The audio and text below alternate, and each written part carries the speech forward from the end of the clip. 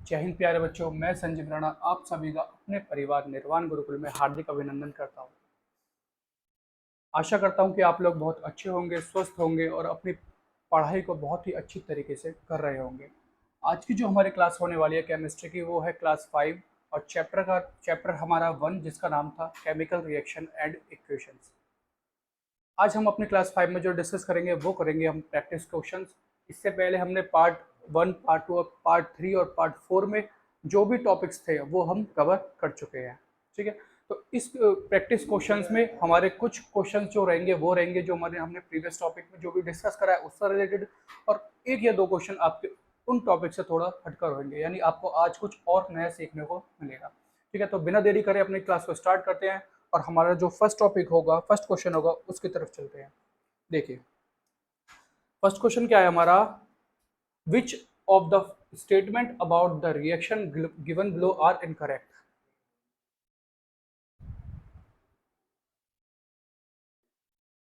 Lead is getting reduced. देखिए, ये थोड़ा टाइपिंग गलत हो गई है यहाँ पर। ये इनकरेक्ट नहीं होगा बच्चों, ये करेक्ट होगा, करेक्ट, ये करेक्ट होगा। इनकरेक्ट लिख दिया, कोई दिक्कत नहीं है, ये करेक्ट होगा। इसमें पूछ रहा है कि जो नीचे हमें इक्वेशंस दी हुई है ना, और उसके जो ऑप्शंस है कौन सा ऑप्शन करेक्ट है ये बताना है हमें। देखो, रिएक्शन क्या है हमारी, इक्वेशन क्या है, पीबीओ, जब PBO plus carbon gives PB plus CO2, क्या होगा जब लेड ऑक्साइड कार्बन से रिएक्शन करेगा तो क्या बनाएगा बेटा, लेड बनाएगा, यानी लेड, और क्या बनाएगा, कार्बन डाइऑक्साइड गैस रिलीज करेगा। तो पहला ऑप्शन देखते हैं क्या कह रहा है वो, लेड इज गेटिंग रिड्यूस्ड। ये देखो, क्या लेड का रिडक्शन हो रहा है। मैंने क्या बताया था, रिडक्शन क्या होता है, या तो ऑक्सीजन का ऐड होना या फिर हाइड्रोजन का रिमूव होना किसी सब्सटेंस में से। ठीक, तो यहाँ देखो, यहाँ पर क्या है, मेरे पास ये पूरा लेड ऑक्साइड है। देखो, तो लेड ऑक्साइड में देखो, लेड के साथ पहले क्या था, ऑक्सीजन था, पहले ऑक्सीजन था, बाद में क्या हुआ, यहाँ पर आने, यहाँ देखो, पहले मेरे पास ऑक्सीजन था, बाद में यहाँ पर क्या हो गया, प्रोडक्ट में मेरे पास लेड में से ऑक्सीजन का क्या हो गया, रिमूवल हो गया। तो रिडक्शन में क्या होता है, ऑक्सीजन का रिमूवल होना किसी सब्सटेंस में से या फिर हाइड्रोजन का एडिशन होना, इसको हम रिडक्शन रिएक्शन कहते हैं। तो यहाँ देखो, लेड का क्या हुआ बेटा, लेड क्या हो गया, रिड्यूस्ड हो गया, लेड का क्या हो गया, रिडक्शन हो गया। तो हम कह सकते हैं जो हमारा फर्स्ट पॉइंट है ना वो सर करेक्ट है। फर्स्ट पॉइंट जो है वो हमारा करेक्ट है, लेड इज गेटिंग रिड्यूस्ड। अब आते हैं सेकंड वाले पॉइंट पर, carbon dioxide is getting oxidised. तो ये देखो, क्या CO2 ऑक्सीडाइज हो रहा है, यहाँ देखते हैं CO2, CO2 क्या ऑक्सीडाइज हो रहा है, CO2, हाँ सर CO2 जो है हमारा ऑक्सीडाइज हो रहा है। यहाँ देखो, पहले मेरे पास कार्बन था, देखो पहले मेरे पास क्या था, कार्बन था, बाद में क्या हो गया, इस कार्बन के साथ ऑक्सीजन आके जुड़ गया, तो क्या हुआ, कार्बन CO2 क्या हो गया, ऑक्सीडाइज हो गया, यानी इसके अंदर ऑक्सीजन आकर ऐड हो गया। तो मैं कह सकता हूँ कि CO2 जो है वो क्या है, CO2 का क्या हो गया, ऑक्सीडेशन हो गया। कार्बन इज गेटिंग ऑक्सीडाइज्ड, यहाँ देखो कार्बन को ऑक्सीडाइज हो रहा है, हाँ सर कार्बन पहले सिंगल था, बाद में उसके ऊपर क्या आके जुड़ गया, ऑक्सीजन आके जुड़ गया। तो मैं कह सकता हूँ कि कार्बन भी ऑक्सीडाइज हो रहा है, नहीं कार्बन का भी ऑक्सीडेशन हो रहा है, ये भी ठीक है। लास्ट वाला देखते हैं, lead oxide is getting reduced, वो sorry lead oxide is getting reduced. हाँ यहाँ देखो, पहले लेड ऑक्साइड में क्या था, ऑक्सीजन प्रेजेंट था, बट यहाँ देखो बाद में क्या हो गया, ऑक्सीजन इसमें से हट गया। तो मैं ये भी तो कह सकता हूँ कि लेड ऑक्साइड जो है वो क्या हुआ है, उसका भी रिडक्शन हुआ है, यानी लेड ऑक्साइड भी क्या हुआ है, रिड्यूस हुआ है। तो चारों पॉइंट मेरे क्या कर रहे हैं, करेक्ट हैं। तो इसका आंसर जो आएगा बेटा वो आएगा आपका ऑल ऑफ दिस, यानी ऑल ऑफ दिस। चलिए बढ़ते हैं अपना नेक्स्ट क्वेश्चन की तरफ। Balance the following chemical reaction. देखो, बैलेंस हमने बहुत अच्छी तरह से सीखा था कि किसी भी केमिकल इक्वेशन यानी कि किसी भी केमिकल रिएक्शन को हम कैसे बैलेंस करेंगे, मैंने आपको पूरा स्टेप बाय स्टेप बताया था। बट अब यहाँ क्या हम क्या काम करेंगे, उन स्टेप्स को एक साथ ही, सारे स्टेप को हम एक साथ ही इसमें लगाएंगे, कैसे कैसे करते हैं, वरना अगर हम सारे अगर लॉन्ग मेथड ही यूज़ करेंगे ना तो ये तो बहुत लंबा हो जाएगा। तो चलो करते हैं इस क्वेश्चन को बैलेंस, इक्वेशन को बैलेंस। ठीक, देखो इक्वेशन हमें गिवन है HNO3 प्लस CaOH का होल ट्वाइस गिव्स CaNO3 का होल ट्वाइस प्लस H2। नाम भी बता देता हूँ मैं, इनके नाम क्या क्या है। HNO3 होता है बेटा नाइट्रिक एसिड, ये है आपका कैल्शियम हाइड्रोक्साइड, ये है आपका कैल्शियम नाइट्रेट और ये है वाटर। जब मैं नाइट्रिक एसिड की रिएक्शन कैल्शियम हाइड्रोक्साइड के साथ कराऊंगा तो बेटा मुझे क्या क्या मिलेगा, एक तो मुझे मिलेगा कैल्शियम नाइट्रेट और मिलेगा वाटर। तो अब इसको बैलेंस करते हैं। देखिए देखो यहाँ पर मेरे पास हाइड्रोजन इसमें 1 है, इसमें हाइड्रोजन देखो 2 की मल्टीप्लाई दोनों में होगी, नहीं ऑक्सीजन में भी होगी हाइड्रोजन में भी होगी। तो 2 हाइड्रोजन और देखो इधर मेरे पास है 3 हाइड्रोजन, इधर मेरे पास है 2 हाइड्रोजन। हाइड्रोजन ही बैलेंस नहीं है तो क्या काम करेंगे, हाइड्रोजन को भी बैलेंस करेंगे। बट उससे पहले मैं क्या करता हूँ, देखो NO3 बेटा, NO3 को मैं एक साथ लूंगा। NO3 जो है ना, NO3 को क्या करूंगा मैं एक साथ लूंगा, क्योंकि देखो NO3 होता है ना, NO3 ऐसे होता है, NO3 एक आयन ही है पूरा, NO3 माइनस। तो इसको मैं एक साथ ही कंसिडर करूंगा, ना कि नाइट्रोजन और ऑक्सीजन को अलग लूंगा। तो यहाँ देखो मेरे पास NO3 कितना है 2, यहाँ पर देखो मेरे पास HNO3 में NO3 कितना है बेटा 1। तो सबसे पहले मैं क्या काम करूंगा, NO3 को ही बैलेंस कर लेता हूँ। इधर 2 है इधर 1 है, तो क्या काम करूंगा मैं, इधर 2 की मल्टीप्लाई कर दूंगा ताकि NO3 मेरा क्या हो जाए, बैलेंस हो जाए। चलो करते हैं। देखो बैलेंस करने के लिए क्या करूंगा मैं बेटा, इसमें कर दूंगा मैं 2 की मल्टीप्लाई, हो गया। तो NO3 तो अब हमारे बैलेंस है, यानी 2 NO3 इधर हो गया, 2 NO3 इधर हो गया। अब देखो यहाँ पर बेटा हाइड्रोजन कितने हो गए, 2 हाइड्रोजन ये हो गए आपके।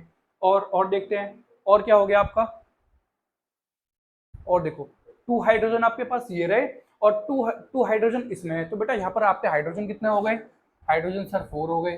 देखो तो इधर 4 हो गए, तो बेटा इधर भी तो मुझे 4 बनाने होंगे, तो मैं क्या कर दूंगा 2 की इसमें मल्टीप्लाई कर दूंगा। तो यहाँ पर मेरे पास हाइड्रोजन कितने हो गए, 4 हो गए।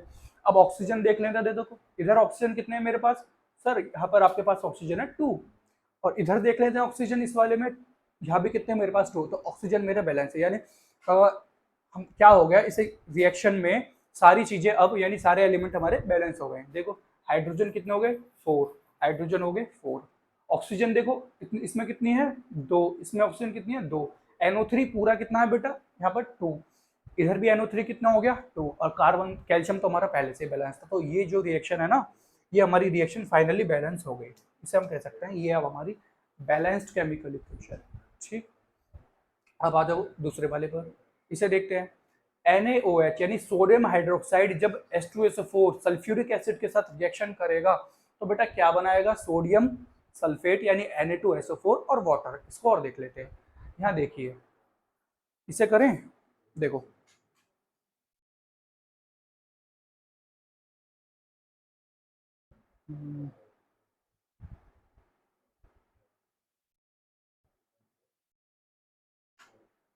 देखो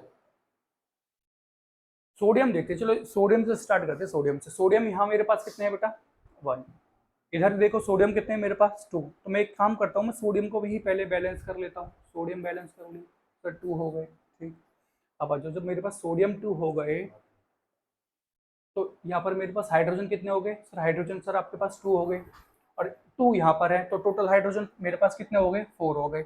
इधर देखो हाइड्रोजन कितने हैं मेरे पास 2, तो मैं यहाँ 2 की मल्टीप्लाई कर दूंगा, हाइड्रोजन भी बैलेंस हो गए मेरे। अब आ जाओ इधर, देखो यहाँ पर मेरे पास क्या, यहाँ पर देखो मेरे पास SO4 कितना है बेटा, पूरा SO4 मेरे पास है 1, यहाँ पर भी मेरे पास SO4 कितना है बेटा 1, हो गया। देखो SO4 भी बैलेंस है, यहाँ भी SO4 ठीक है। यहाँ देखो सोडियम कितने हैं मेरे पास 2, यहाँ भी मेरे पास सोडियम 2 हो गए।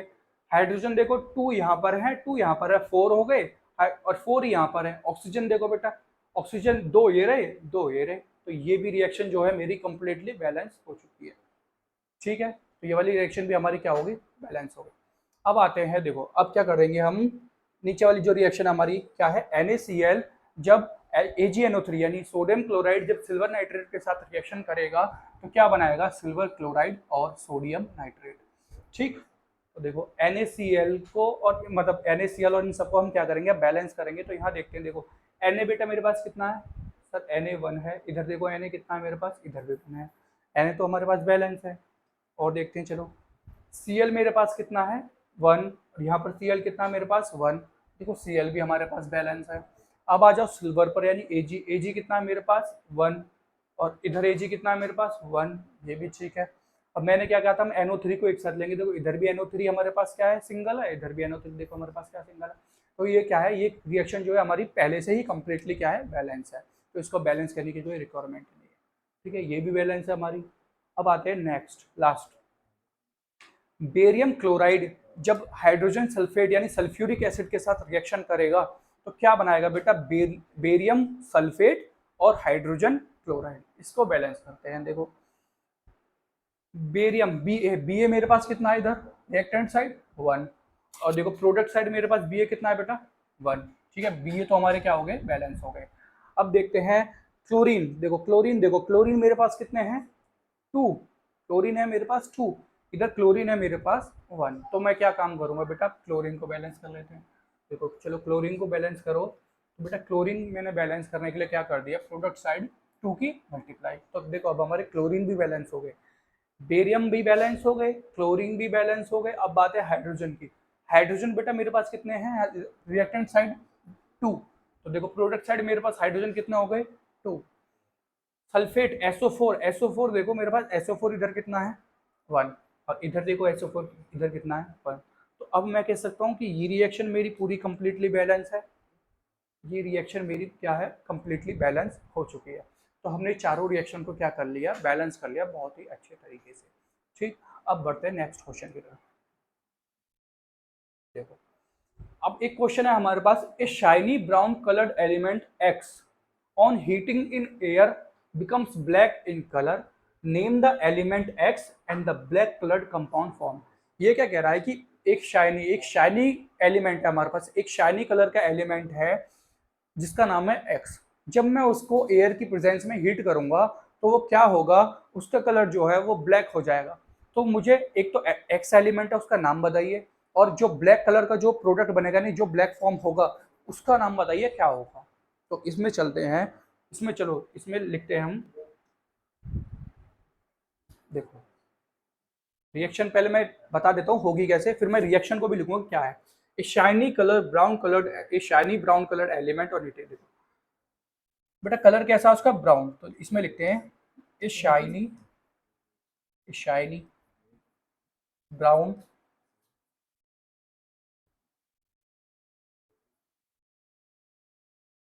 Coloured element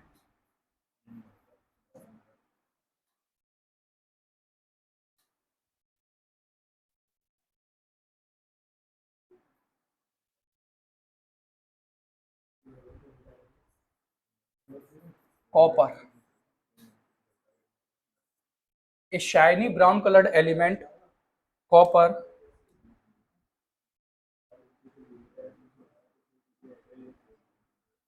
a shiny brown colored element copper on heating on heating on heating in air on heating in air becomes black becomes becomes black becomes black becomes black in color becomes black in color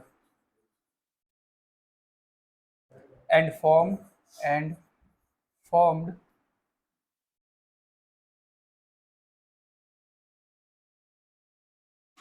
and formed new substance and formed new substance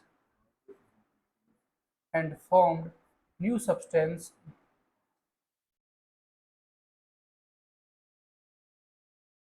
and formed new substance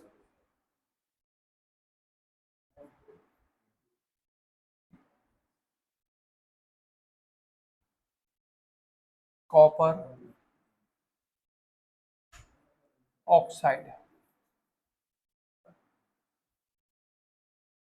मैंने क्या कहा, a shiny brown coloured element copper on heating in air becomes black in color and formed new substance called copper oxide।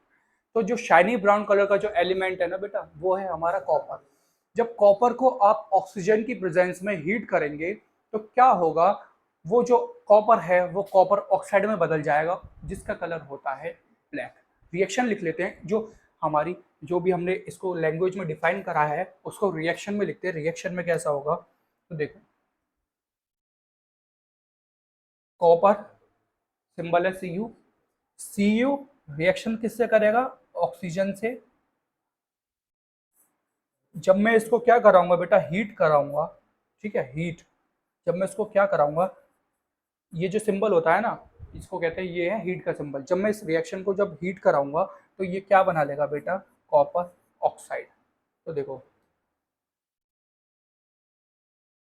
यहाँ जो इसका colour था copper का बेटा, वो क्या था, brown.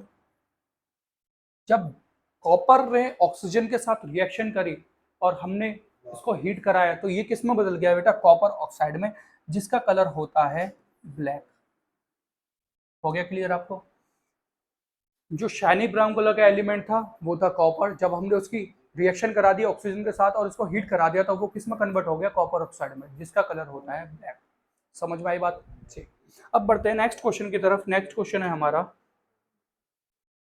What do you mean. ये डू है, do. What do you mean, what do you mean by precipitation reaction, explain by giving example. यानी प्रिसिपिटेशन रिएक्शन क्या होती है, इसको एक्सप्लेन करेंगे। ठीक, करते हैं। चलो, प्रिसिपिटेशन रिएक्शन क्या होती है, पहले मैं एक बार आपको डिफाइन कर देता हूँ, फिर उसको लिखेंगे क्या होती है। देखो, ऐसी रिएक्शन जिसमें जो सॉलिड पार्टिकल्स हैं वो इंसॉल्युबल रहे, ऐसी रिएक्शन जिसमें सॉलिड पार्टिकल्स पूरी तरह से डिसॉल्व ना होकर इंसॉल्युबल रहे। यानी क्या होता है, वो सॉल्यूशन, जो हमारा सॉल्यूशन है ना, उसमें जो सॉलिड पार्टिकल्स है वो अच्छी तरह से डिसॉल्व नहीं हो पाएंगे और जो पार्टिकल्स है वो नीचे सेटल डाउन हो जाएंगे। तो उस रिएक्शन को हम कहते हैं precipitation reaction. The reaction in which solid particles is not soluble is known as precipitation reaction. Example जो मैंने नीचे दिया हुआ है, फिर मैं रिएक्शन जो लिखी हुई है वो इसका एग्जाम्पल है, इसको समझाऊंगा क्या क्या है। पहले एक बार रिएक्शन को लिख लेते हैं अच्छी तरह से, रिएक्शन क्या है। तो a type of reaction, a type of reaction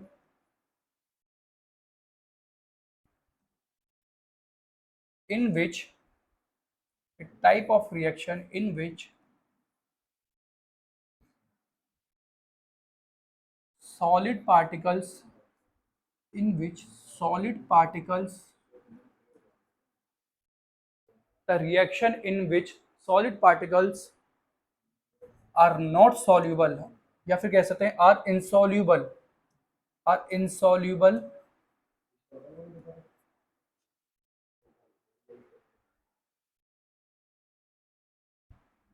a type of reaction in which solid particles are insoluble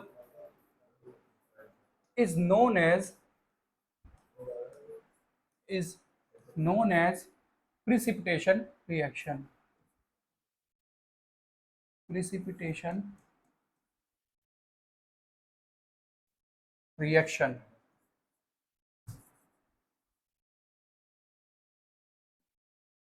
क्या होगी, a type of reaction in which solid particles is insoluble is known as precipitation reaction. अब बेटा जो solid particles आपके insoluble है ना, जो आपके solid particles जो insoluble हुए हैं, ये इसको हम कहते हैं बेटा precipitate। क्या कहते हैं, precipitate। जो आपका सॉलिड पार्टिकल्स पूरी डिसॉल्व नहीं हुआ है उसे हम कहेंगे प्रिसिपिटेट, और जो हमारी रिएक्शन होगी कंप्लीट, इसे कहेंगे हम प्रिसिपिटेशन रिएक्शन। एग्जांपल देखते हैं, एग्जांपल क्या है। सोडियम सल्फेट जब बेरियम क्लोराइड के साथ रिएक्शन करेगा तो क्या बनाएगा, बेरियम सल्फेट और सोडियम क्लोराइड।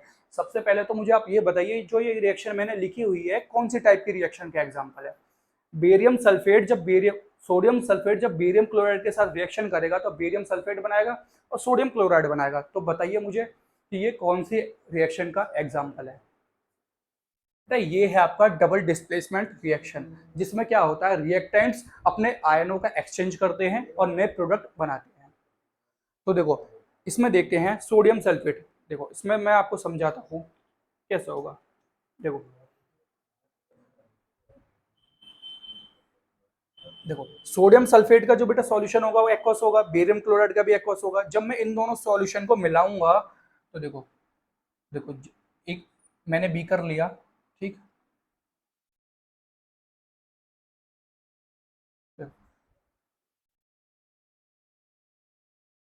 जब मैं इसमें क्या करूंगा, इस सॉल्यूशन को घेरूंगा। देखो जब मैं इन दोनों सॉल्यूशन को आपस में मिलाऊंगा तो कुछ पार्टिकल्स जो है मेरे नीचे सेटल डाउन हो जाएंगे, कुछ पार्टिकल्स जो है बेटा वो मेरे नीचे सेटल हो जाएंगे, और जो वाटर है वो मेरा क्या होगा, वो ऊपर ही रहेगा। जो एक्वस सॉल्यूशन है थोड़ा सा, वो मेरा क्या रहेगा, ऊपर रहेगा। बाकी जितने भी मेरे सॉलिड पार्टिकल्स है वो क्या काम करेंगे, वो नीचे सेटल हो जाएंगे। देखो इसको अलग कलर से दिखाते हैं, ऐसे पता नहीं चल रहा। देखो जो नीचे मेरे पास जो सेटल डाउन हो जाएंगे पार्टिकल्स, वो होते हैं बेटे मेरे प्रिसिपिटेट पार्टिकल्स, यानी जो इनसॉल्युबल है। सॉल्यूशन जो सॉल्यूशन में इनसॉल्युबल होंगे उसे हम कहेंगे प्रिसिपिटेट पार्टिकल्स। तो देखो जो मेरे प्रिसिपिटेट है वो क्या होगा, उस सॉल्यूशन के अंदर नीचे सेटल डाउन हो जाएगा, और जो एक्वस पार्ट है हमारा यानी वाटर वाला जो पार्ट है वो क्या काम करेगा, ऊपर रहेगा। तो ये जो प्रिसिपिटेट बना बेटा, किसका बना, ये बना बेरियम सल्फेट का। किसका बना बेटा, बेरियम सल्फेट का। देखो ये किसका प्रिसिपिटेट बना है यहाँ पर इस रिएक्शन में, बेरियम सल्फेट का। जब मैं सोडियम सल्फेट और बेरियम क्लोराइड को एक साथ रिएक्शन कराऊंगा, तो ये रिएक्शन होगी मेरी प्रिसिपिटेट रिएक्शन की एग्जांपल, और इसमें जो प्रिसिपिटेट बनेगा वो बनेगा बेरियम सल्फेट, और सोडियम क्लोराइड जो है वो एक्वस फॉर्म में मेरे उसके सॉल्यूशन के अंदर ऊपर रहेगा। समझे बात को। तो जो प्रिसिपिटेट होते हैं ना वो सॉल्यूशन में सेटल डाउन हो जाते हैं। ठीक है, अब आते हैं अपने नेक्स्ट क्वेश्चन की तरफ, जो है हमारा explain why magnesium ribbon is rubbed before burning in air. Explain करिए जो मैग्नीशियम रिबन हमारा होता है वो एयर में बर्न करने से पहले रब क्यों करा जाता है। देखो हमने जब अपनी रिएक्शन पढ़ी थी डिस्प्लेसमेंट रिएक्शन, तो उसमें हमने बेटा पढ़ा था रिएक्टिविटी सीरीज, जिसमें हमने अलग अलग एलिमेंट्स की अलग अलग रिएक्टिविटी पढ़ी थी, जिसमें कोई एलिमेंट कम रिएक्टिव था और कोई ज्यादा रिएक्टिव था। तो उसमें मैग्नीशियम जो है वो कैसा था बेटा, हाईली रिएक्टिव था। तो जो हाईली रिएक्टिव एलिमेंट होते हैं वो एयर में जो भी ऑक्सीजन प्रेजेंट होती है ना उससे आसानी से रिएक्ट कर लेते हैं। तो रिएक्ट कर लेते हैं तो बेटा एक नया कंपाउंड बना लेते हैं। तो इसी रीजन की वजह से क्या होता है, जो मैग्नीशियम होता है ना, मैग्नीशियम रिबन को बर्न करने से पहले रब करा जाता है। तो उसको प्रॉपर डेफिनेशन में पढ़ते हैं क्या है। जो मैग्नीशियम रिबन जब हम क्या करेंगे, मैग्नीशियम रिबन जब खुले में हम रख देंगे तो क्या होगा, उसका ऑक्सीडेशन हो जाएगा। और मैंने क्या बताया, जब किसी भी मेटल का ऑक्सीडेशन होता है ना, तो वो एक नए कंपाउंड बनाता है अपने ही मेटल के ऑक्साइड का। तो जब मैग्नीशियम रिबन को मैं ऑक्सीजन के साथ रिएक्शन कराऊंगा तो मैग्नीशियम ऑक्साइड बना लेगा। तो वो जो मैग्नीशियम ऑक्साइड की जो लेयर है ना, वो उस मैग्नीशियम रिबन के ऊपर ऐसे क्या हो जाएगी, उस मैग्नीशियम रिबन के ऊपर ऐसे क्या हो जाएगी, छिड़ जाएगी। तो उस रिएक्शन उस लेयर को हटाने के लिए हम क्या काम करते हैं, जो मैग्नीशियम रिबन होता है उसको रब करते हैं, ताकि जो मैग्नीशियम रिबन है वो स्मूथली जल पाए। समझे बात को। तो इसमें लिखते हैं एक बार डेफिनेशन इसकी क्या होगी, आंसर लिखते हैं इसका। Magnesium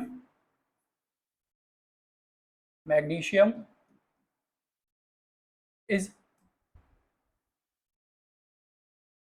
high reactive metal. Magnesium is high reactive metal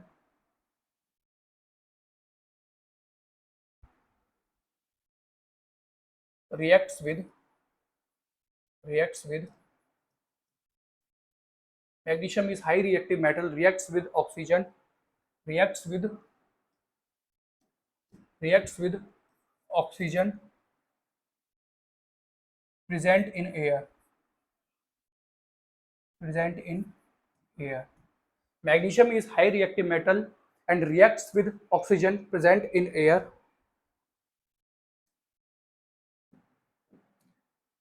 and getting oxidized and get oxidized and get oxidized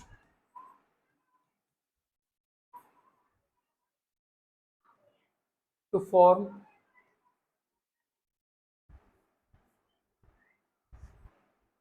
to form an unwanted to form an unwanted layer of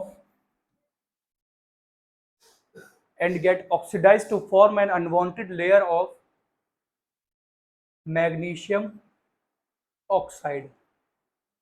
Magnesium is high reactive metal, reacts with oxygen present in air and get oxidized to form an unwanted layer of magnesium oxide. अब लिखते हैं इसके आगे। So magnesium ribbon so magnesium ribbon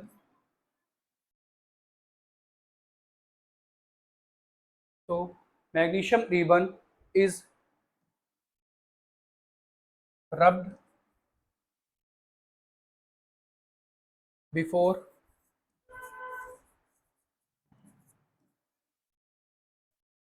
burning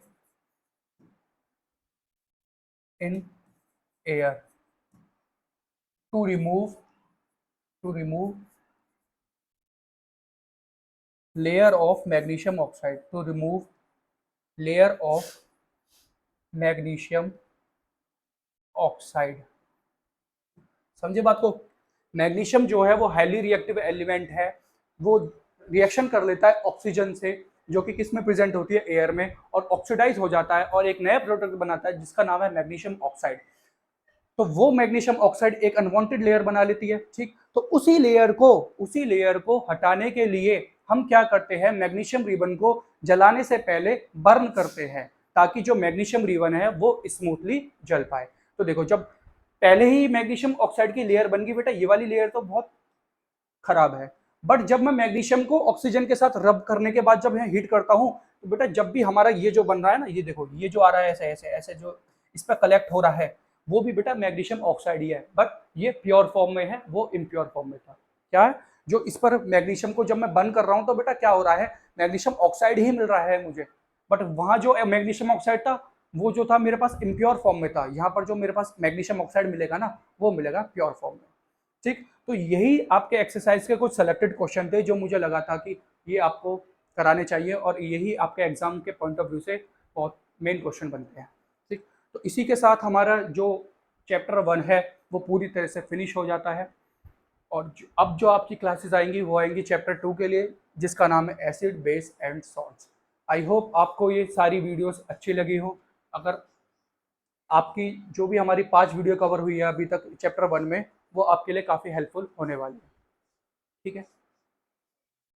last में यही कहूँगा कि अपनी तैयारी को अच्छी बनाइए, और बोर्ड के लिए अपने आप को और इन्हेंस करिए। इसी के साथ वीडियो को एंड करते हैं। अपना ख्याल रखिए और अपनी तैयारी को करते रहिए। जय हिंद, जय भारत।